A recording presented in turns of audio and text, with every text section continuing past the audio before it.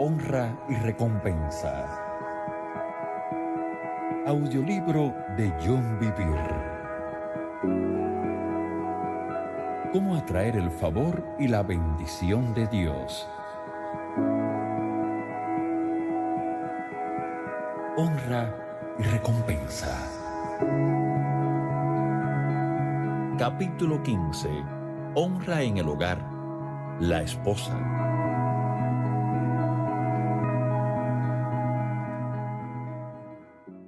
No son solo los hijos en hogares bajo autoridad, sino también la esposa. Hablamos en un capítulo anterior sobre la importancia de que la esposa honre a su esposo.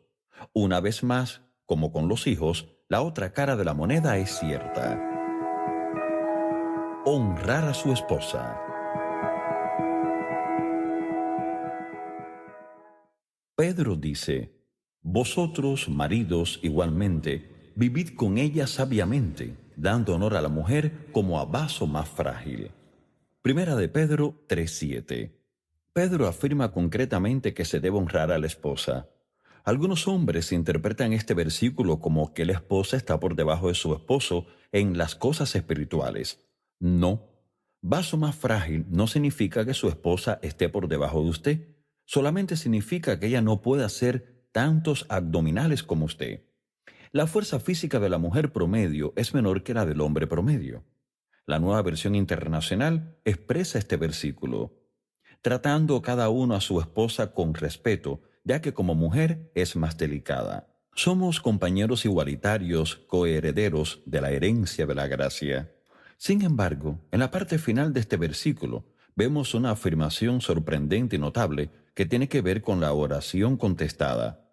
Si un esposo deshonra a su esposa, sus oraciones no serán oídas. ¡Guau! Eso da que pensar. Esa es una vida desgraciada para cualquiera. Simplemente piense que la sala del trono no escuchará sus oraciones. Sus palabras ni siquiera llegarán a los oídos de Dios si deshonra usted a su esposa.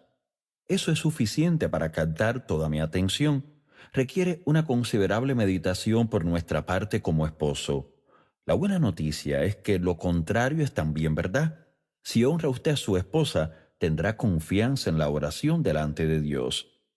Permita que tome un momento y hable directamente a los esposos. ¿Tratan a su esposa como valiosa? ¿Escuchan sus palabras o la evitan pensando: oh, ella es solo una hembra emocional? Yo he aprendido mi lección por el camino difícil. Yo menospreciaba el consejo de mi esposa cuando nos casamos. Sin embargo, con el paso del tiempo, observé repetidamente que ella decía cosas que finalmente demostraban ser la sabiduría de Dios. Yo me veía a mí mismo como el más espiritual. ¡Oh, qué equivocado estaba! Después de que Lisa fuera precisa en varias ocasiones con respecto a varios temas, yo llevé este asunto delante de Dios. Dije: Dios, a veces oro 2 horas diarias, ella ora quizás 10 o 20 minutos, y muchas veces esas oraciones las hace en la ducha. Yo estaba equivocado también en esto. Mi esposa vive una vida de oración y tiene comunión regularmente con Dios en la vida cotidiana, algo que yo aprendí a hacer más adelante. Continué: ¿por qué ella tiene razón con tanta frecuencia en asuntos importantes y yo estoy equivocado? La respuesta del Señor fue inmediata: hijo, dibuja un círculo en un papel. Lo hice. Ahora pon cruces en todo el interior del círculo. También hice eso. Él continuó: ahora traza una línea en el medio del círculo, creando así 2 mitades. Notarás que apenas el 50% de todas las cruces están en la mitad del círculo y el resto están en la otra mitad. Yo lo reconocí. Entonces el Señor dijo: las cruces representan mi sabiduría y consejo, la información que necesitas para tomar decisiones sabias. El círculo es uno, pero está dividido en 2 mitades. Tú eres una mitad y Lisa es la otra. Los dos son una sola carne, representando al círculo completo, aunque sigan siendo individuos representados por cada mitad del círculo. Pero el círculo no está completo si solo miras a tu mitad. Él continuó: notarás que la mitad de la sabiduría y el consejo están situados en el lado de Lisa, y la otra mitad está en tu lado. Tú has estado tomando todas tus decisiones familiares basándote en la mitad de la información que necesitas de mí, solamente tu lado. No has estado recibiendo mi información del lado de ella. Yo te daré a ti información necesaria y también a ella, pero como líder sabio, debes aprender a recibir de Lisa lo que yo le muestro a ella y hablar juntos del asunto antes de tomar la decisión final como líder del hogar. Solamente ese encuentro con Dios cambió totalmente mi vida matrimonial. Entonces comprendí que cuando yo era un hombre soltero, era el círculo completo, y ahora como hombre casado, al ser una sola carne con mi esposa, ya no podía seguir viviendo de la manera en que lo hacía cuando era soltero. El vaso más frágil. Veamos de nuevo las palabras de Pedro. Vosotros, maridos, igualmente, vivid con ellas sabiamente, dando honor a la mujer como a vaso más frágil, y como a coherederas de la gracia de la vida, para que vuestras oraciones no tengan estorbo. Debemos vivir con nuestra esposa con entendimiento. Esa palabra de Dios para mí en oración que acabo de compartir me dio el entendimiento necesario para vivir exitosamente con mi esposa. Hay mucho más entendimiento que se obtiene de la palabra de Dios sobre cómo vivir exitosamente en el matrimonio con su esposa. Muchos divorcios podrían haberse evitado si los hombres solamente se tomaran tiempo para buscar la sabiduría en cómo las mujeres difieren de los hombres. Si toma usted lo masculino y lo femenino y lo une, obtendrá el reflejo completo de la imagen de Dios. O si no puede usted ver la naturaleza de Dios solamente en el hombre, ni solamente en la mujer. ¿Cómo sabemos esto? La Escritura nos dice, y creó Dios al hombre, humanidad o seres humanos, a su imagen, a imagen de Dios lo creó, varón y hembra los creó. Génesis 1:27. Dios creó al hombre a su imagen, pero hombre se deletrea varón y hembra. La Escritura menciona específicamente que son necesarios el varón y la hembra para darnos la representación de la humanidad, y la humanidad es creada a imagen de Dios. Por esta razón, Pablo afirma, pero en el Señor ni el varón es sin la mujer, ni la mujer sin el varón. Primera de Corintios 11:11. De regreso a las palabras de Pedro, lo oímos decir que el hombre debe honrar a su esposa de dos maneras. Primero, como a vaso más frágil, y segundo, como coheredera en la gracia de la vida. Hablemos brevemente de la primera. Debemos honrar a nuestra esposa como a vasos más frágiles. Esto significa que la tratamos como señora. Esta enseñanza se aplica también a las cosas sencillas, como abrirle la puerta para que entre ella primero, acercarle la silla en el restaurante para que se siente, protegerla de personas groseras y demás. Ya que el esposo es la cabeza del hogar, deberíamos preferir a nuestra esposa. Eso significa que si usted tiene el dinero suficiente para comprar solamente un nuevo traje para una ocasión especial, demuestre que la valora insistiendo en comprar un nuevo traje para ella en lugar de para usted. A la hora de escoger un lugar de vacaciones, si ella quiere ir a un lugar y usted a otro, vayan donde ella escoja. Conducir en el reino es servir, no dominar. Como esposo, la única ocasión en que sus decisiones deberían sobrepasar el deseo de su esposa es cuando esté usted seguro de que esa es la mejor opción para ella, para la familia o para el reino de Dios. De otro modo, prefiera siempre los deseos de ella. Esta es una razón por la cual usted es líder sobre ella, para entregar su vida por ella. Esto es honrar a su esposa, y será usted bendecido y recompensado, y sus oraciones no serán estorbadas. Coheredera. Según Pedro, la otra razón concreta por la cual debemos honrar a nuestra esposa es que ella es coheredera en la gracia de la vida. Esto significa que ella es igual en su posición delante de Dios. Usted no tiene ventaja ante Dios porque sea un hombre. Algunos creen la mentira de la superioridad del varón en lo profundo de su corazón, y eso es ridículo. Esa mentira fue concebida por hombres chauvinistas que un día estarán delante del trono de Dios y rendirán cuentas. Se ha vuelto obvio para mí en casi 20 años de ministerio itinerante junto con el estudio de la Escritura que el favor de Dios es retirado de familias o iglesias que consideran a las mujeres espiritualmente inferiores a los hombres. De hecho, encontrará usted opresión espiritual, pesadez y atadura en esos lugares. Necesitamos hacernos algunas preguntas. En algunas iglesias, ¿por qué las mujeres no son incluidas en los equipos de liderazgo? ¿Por qué no se permite a las mujeres ministrar los domingos en la mañana?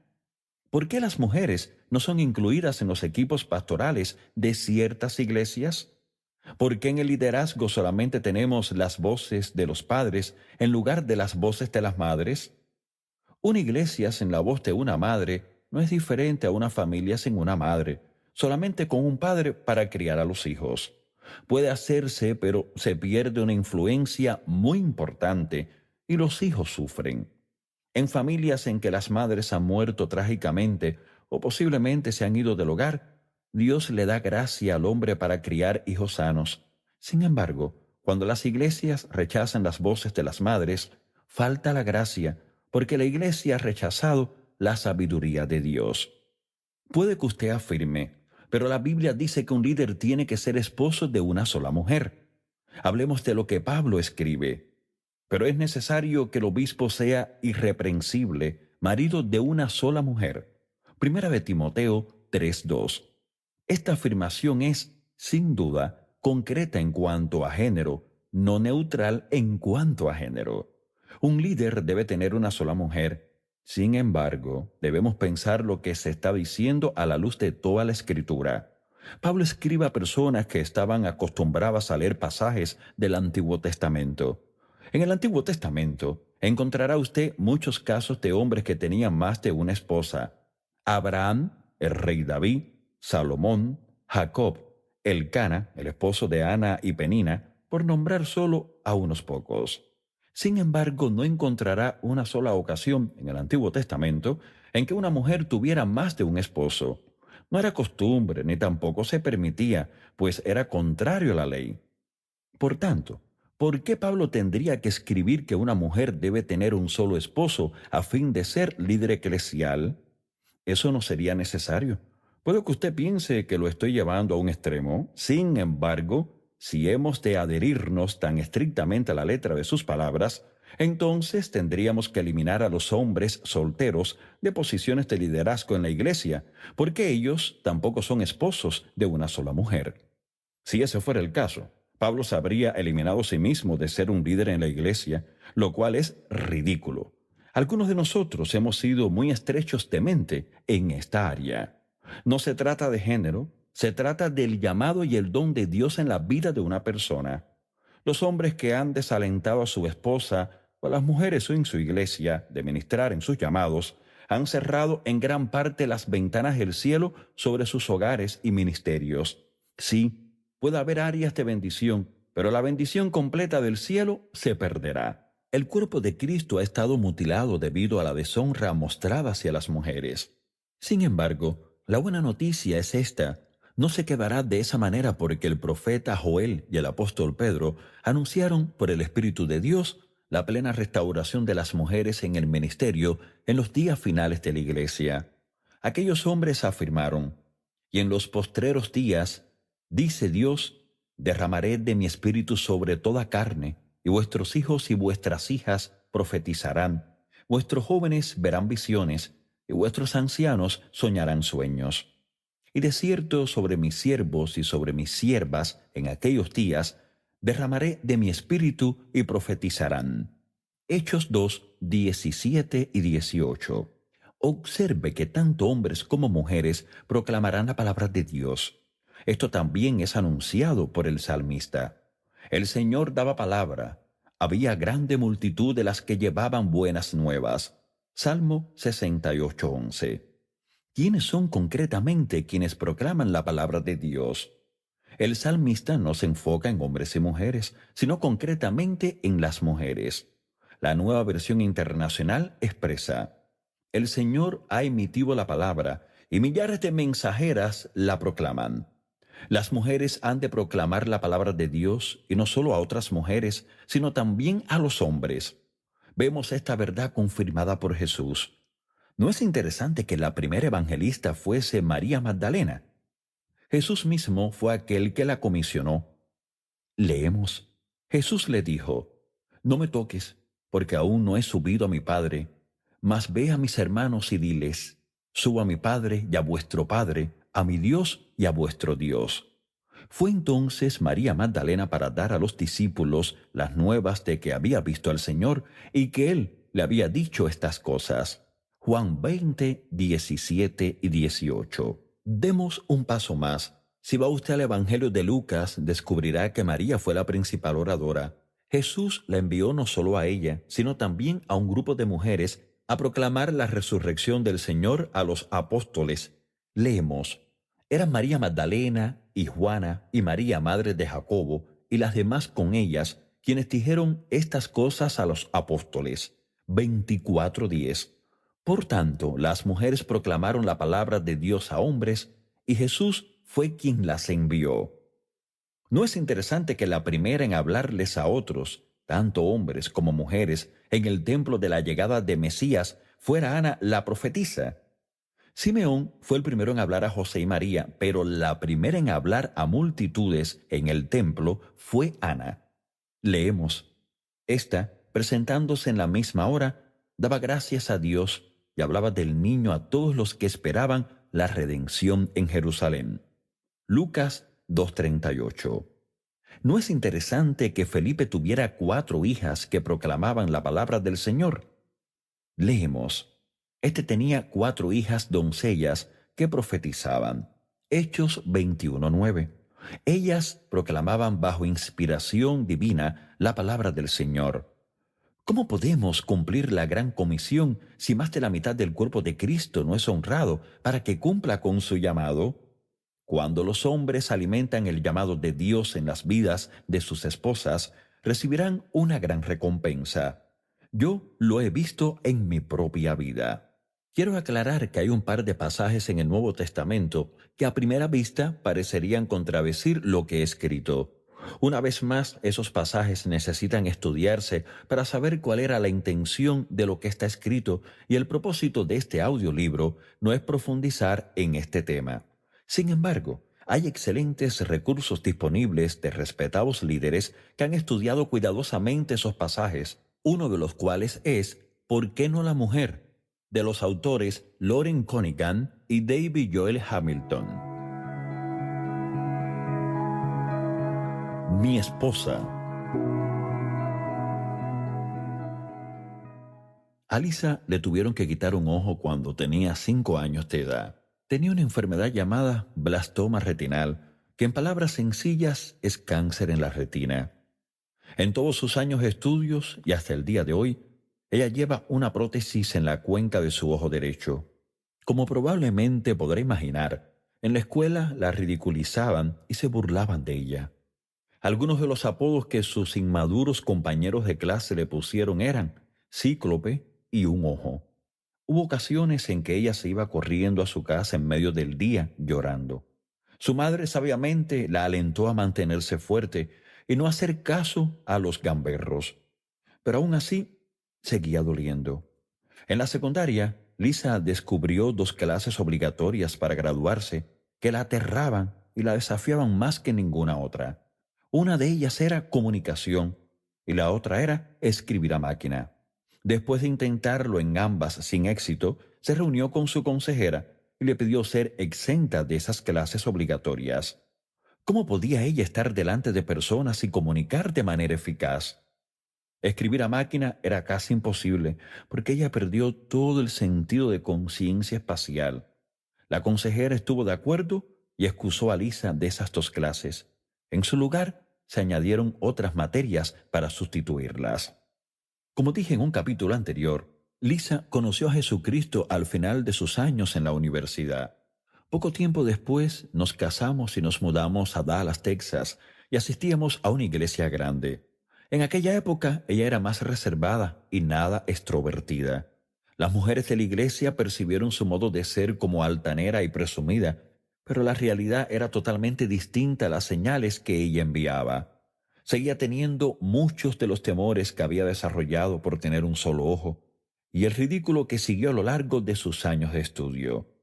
Al principio de nuestro matrimonio necesitábamos tener dos fuentes de ingresos y Lisa firmó con una empresa de venta directa de maquillaje y productos corporales. Yo asistí a algunas de sus clases y descubrí que mi esposa tenía talento en esa área y buen conocimiento práctico de los productos. Pero Lisa se sentía intimidada. Tenía temor de hablarle a alguien de los productos, así que yo tuve que iniciar los contactos y las presentaciones por ella.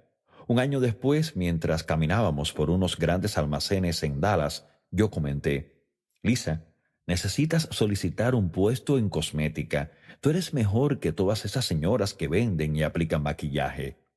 Ella argumentó que yo estaba equivocado, pero iba a trabajar en el centro comercial aquella semana en otra tienda y cada vez que atravesaba las puertas, mis palabras resonaban en sus oídos. Por tanto, en secreto fue y echó una solicitud y para sorpresa suya terminó consiguiendo el empleo. Fue contratada como representante de la firma Elizabeth Arden. La muchacha que anteriormente vendía esa línea de productos batallaba. Lisa llegó y en unas cuantas semanas vendió casi hasta agotar la mercancía en reserva.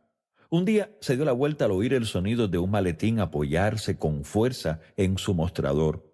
Era un ejecutivo de la empresa quien le dijo: «Nos vamos a almorzar, Lisa. Ya no te quedas más tiempo aquí». A petición de él, Lisa fue entrevistada y ascendida a coordinadora de contabilidad, lo cual significaba que supervisaba 16 tiendas en la zona de Dallas y Fort Worth, y una en Nuevo México y otra en Oklahoma. En menos de 2 años, ella fue ascendida de nuevo a representante promocional de la empresa y le dieron un área de 8 estados de la nación.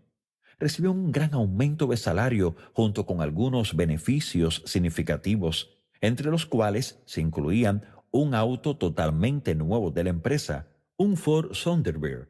¿Adivina quién llegó a montarse en el auto y a veces conducirlo? ¿Y quién se benefició también de su aumento de salario? Fui yo. Se llama recompensa de la honra. Un par de años después nos mudamos a Florida, donde yo acepté el puesto de pastor de jóvenes en una iglesia muy grande.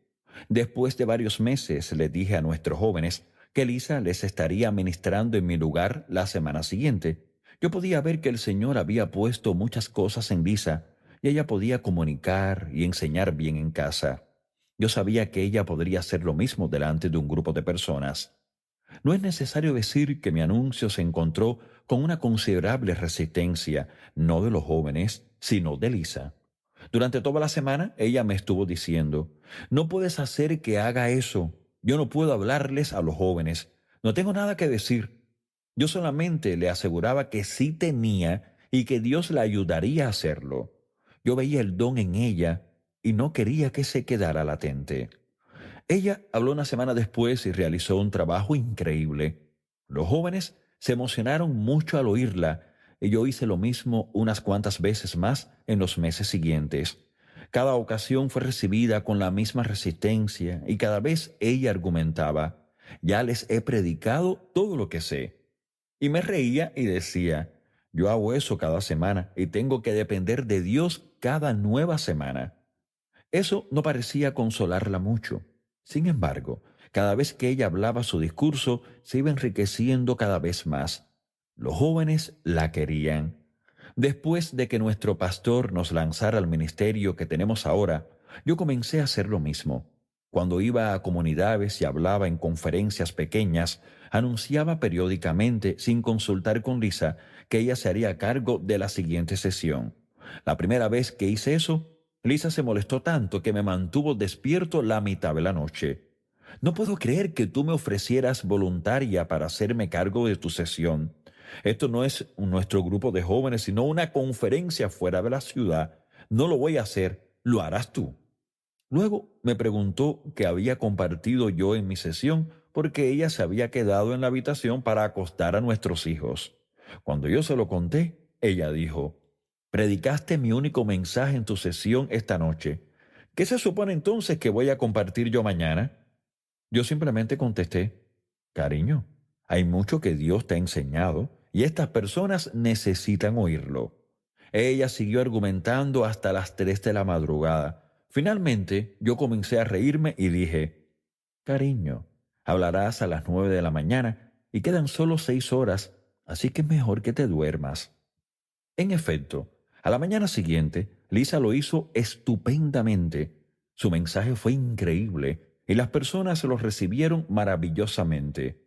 Yo continué haciendo eso en varias ciudades y ella seguía ministrando con más poder. Permita ahora que diga algo. Eso no significa que fuera fácil para ella.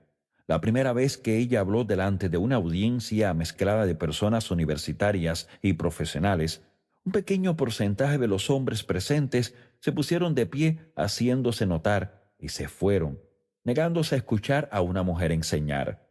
Comprenda que en ese momento Lisa quiso unirse a ellos e irse también. Ella nunca ha buscado ponerse a sí misma delante de otros. Lo hizo en obediencia a Dios. Lo mismo al escribir. Yo hice lo mismo con la escritura. Yo había escrito 3 libros y Lisa me ayudó en el proceso de edición. Yo reconocía que ella tenía talento para escribir y mi tercer libro, La trampa de Satanás, se convirtió en un éxito de ventas nacional. Yo me acerqué al editor y comenté, mi esposa tiene un mensaje sobre cómo Dios la liberó del temor y el control en ciertas áreas de su vida. Debería usted hablar con Lisa acerca de un libro, pero no lo haga por medio de mí. Vaya directamente a ella. Unas semanas después, el editor vino a nuestra casa, pero sin saberlo Lisa no fue para visitarme a mí, sino a ella. Ella me miró como si dijera, ¿qué está pasando aquí? Él concertó una reunión a fin de que su personal pudiera escucharla compartir lo que estaba en su corazón. Después de un rato, él afirmó, su esposo cree que tiene usted un mensaje muy importante que necesita ponerse por escrito. Ahora, después de haberla escuchado yo mismo, estoy de acuerdo. Hasta el día de hoy, Liz ha escrito 6 libros, 5 de los cuales han sido éxitos de ventas. Mediante la influencia de sus libros, ella ha tocado la vida de personas en todo el mundo. Ahora, cada año, ella está delante de cientos de miles de personas y es copresentadora de nuestro programa de televisión que llega a más de 200 países. Piénselo, una mujer que dejó las clases de comunicación y escritura a máquina. ¿Qué hace ella ahora regularmente? Habla a cientos de personas en escenarios mediante la televisión y otros medios y escribe libros. ¿Y cómo lo hace? Ella afrontó su temor mediante el poder de la gracia de Dios. Debido al impulso de su esposo, quien reconoció y honró el don de Dios en la vida de su hija, muchas vidas han sido bendecidas. Por tanto, ¿qué sucedería si todos los esposos en la iglesia comenzaran a honrar a sus esposas? ¿Cuál ha sido mi recompensa por haber honrado a mi esposa? Ha habido tantas que sería imposible enumerarlas todas. La vida de Lisa ha prosperado en todos los niveles y no solo en el ministerio. Cuando alguien es liberado, es verdaderamente libre. Al igual que yo creí que la gracia de Dios abrió puertas para Lisa, ahora su don ha hecho lo mismo para mí. Muchas puertas importantes se me han abierto en todo el mundo a causa de Lisa. He sido invitado a cierto número de lugares donde los líderes me dijeron, su esposa tocó la vida de nuestras mujeres tan profundamente que teníamos que invitarlo también a usted. Otra recompensa es el hecho de que yo vivo con una mujer satisfecha. Cuando alguien no está viviendo en el llamado de Dios en su vida, tiene pesadez o angustia en su corazón porque no está dando expresión a aquello para lo cual Dios lo creó. Esa persona está abrumada. Sin embargo, cuando usted está en la voluntad de Dios, Jesús dice que su carga es ligera. Ver Mateo 11, del 28 al 30. Hay gozo en trabajar para Él. Aunque los ataques sean más pesados y más frecuentes, es más fácil en el plan de Dios. Mi esposa ha sido mucho más feliz y entusiasta como hija de Dios, esposa, madre y ministro del Evangelio. Si uno de esos elementos faltase, las demás áreas sufrirían. Ella ha tenido cuidado de mantener en su lugar correcto sus prioridades. Nuestra familia está antes de la obra del ministerio y ya ha habido una gracia increíble en la familia para que ella pudiera viajar y cumplir con su llamado. Nuestro matrimonio nunca ha sido tan pleno, ni nuestro amor tan fuerte como lo es al obedecer el llamado de Dios en nuestra vida. Otra recompensa, que creo que es la más grande, es los cientos de miles de vidas que son impactadas para la eternidad como resultado de que Lisa ministre la palabra de Dios. Un día tendremos el privilegio de ver la magnitud de los efectos de su labor cuando estemos ante el trono de Dios. Un día les pregunté a mis hijos: muchachos, ¿consideran los frecuentes viajes de su mamá y su papá para ministrar como algo negativo? ¿Consideran que nos están apartando de ustedes o lo consideran positivamente como la parte que ustedes ocupan en el ministerio, sembrar a su mamá y su papá en la vida de personas necesitadas en todo el mundo? Mi hijo mayor fue el primero en hablar. Papá, lo vemos como nuestra parte en el ministerio. Es nuestra manera de tocar vidas de personas para el reino. Los otros tres muchachos estuvieron muy de acuerdo. En aquel momento, Lisa y yo nos miramos el uno al otro con mucho gozo.